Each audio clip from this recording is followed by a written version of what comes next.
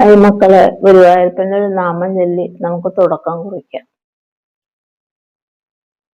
തൃക്കാൽ രണ്ടും പിണച്ചും തിരുമുഖ കമലം ദക്ഷിണേ ചാച്ചു വച്ചും തൃക്കൈയിൽ കാഞ്ചനോടൊക്കൊഴുമത പിടിച്ചൂതി മന്ദഹസിച്ചും തക്കത്തിൽ പിരിചൂടി കരിമുകിൽ അടിവും പൂണ്ടു നിൽക്കും മുകുന്ദൻ കാരുണ്യേന നെറ്റി മമഹൃതി കളിയാടിയിടുവാൻ കൈതൊഴുന്നേ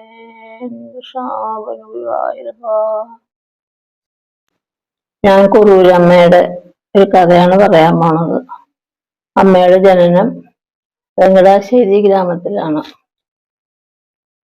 ഭയങ്കര കൃഷ്ണഭക്തിയായിരുന്നു അമ്മ. ഭഗവാനോട് ഒരു ദിവസം വില്ലുമംഗല സ്വാമിയാർ, ഭക്തനായ വില്ലുമംഗല സ്വാമിയാർ ചോദിച്ചു, അങ്ങക്ക് എന്നോടാണോ കൂടുതൽ സ്നേഹം കുറൂരമ്മയോട് ആണോ എന്ന്. അപ്പൊ കണ്ണൻ പറഞ്ഞു, ഒരമ്മയ്ക്ക് മക്കളോടല്ലേ സ്നേഹം കൂടുതൽ, അതെന്താ വില്ലുമംഗലം അങ്ങനെ ചോദിക്കണേ എന്ന് ചോദിച്ചു. പറഞ്ഞിട്ട് അദ്ദേഹം അപ്പോൾ തന്നെ കുറൂരമ്മയുടെ ഇല്ലത്തേക്ക് പോയി. അവിടെ ചെന്നപ്പോൾ വാതിലെല്ലാം തുറന്നു കിടക്കുകയാണ്. അമ്മയെ കാണുന്നില്ല. കണ്ണന് വളരെ വിഷമമായി. അകത്ത് കയറി ചെന്ന് അമ്മ ചോദിച്ചു, ഉണ്ണി വന്നോ?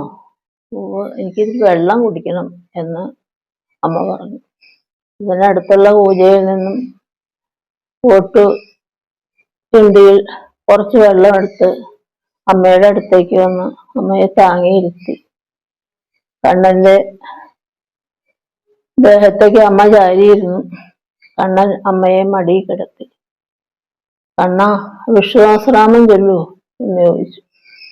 അപ്പോൾ തന്നെ ഭഗവാൻ ആദ്യം വരെ വിഷ്ണുസഹസ്രനാമം ചൊല്ലി അവസാനം സർവപ്രഹരണായുധ എന്നും പറഞ്ഞ് നിർത്തി. അമ്മ കണ്ണന്റെ മുഖത്തേക്ക് തന്നെ കണ്ണുവയ്ക്കാതെ നോക്കി ഇരുന്നു. കണ്ണന്റെ കണ്ണിൽ നിന്നും അമ്മയുടെ മുഖത്തേക്ക് 2 തുള്ളി കണ്ണുനീര് വീണു. പുഞ്ചിരിച്ചുകൊണ്ട് അമ്മ കിടക്കുന്നതിൻ്റെ ഇടയിൽ കണ്ണൻ അമ്മയുടെ മിഴികൾ പതുക്കെ അടഞ്ഞു. ഭഗവാനിലേക്ക് കുറൂരമ്മ ലയിച്ചു. അതാണ് അപ്പോഴും നമ്മളും അതേപോലെ ഭഗവാന്റെ ഓരോ നാമങ്ങൾ ചൊല്ലുകയും വിശ്വാസനാമം ചൊല്ലുകയും ചെയ്താൽ നമ്മളും അത്രയും ആയില്ലെങ്കിലും ഏതാണ്ട് ഭഗവാനിലേക്ക് നമ്മൾ അടുക്കും. ഇതാണ് കഥ. മക്കളെ, ഞാനീ പറഞ്ഞ കഥ ഉള്ള കഥയാണ്, ഉണ്ടായിരുന്നതാണ്. അമ്മ ജീവിച്ചിരുന്നതാണ്. നമ്മുടെ ഗുരുവായൂരപ്പനും നമുക്ക് ഇപ്പൊ തന്നെ നമ്മുടെ കൂടെ തന്നെ ഉണ്ടല്ലോ. എനിക്ക് പ്രത്യക്ഷമാണ് കേട്ടോ ഗുരുവായൂരപ്പൻ. നിങ്ങൾക്ക് ഇഷ്ടപ്പെട്ടെങ്കിൽ ലൈക്ക് ചെയ്യുക, സബ്സ്ക്രൈബ് ചെയ്യുക, ഷെയർ ചെയ്യുക.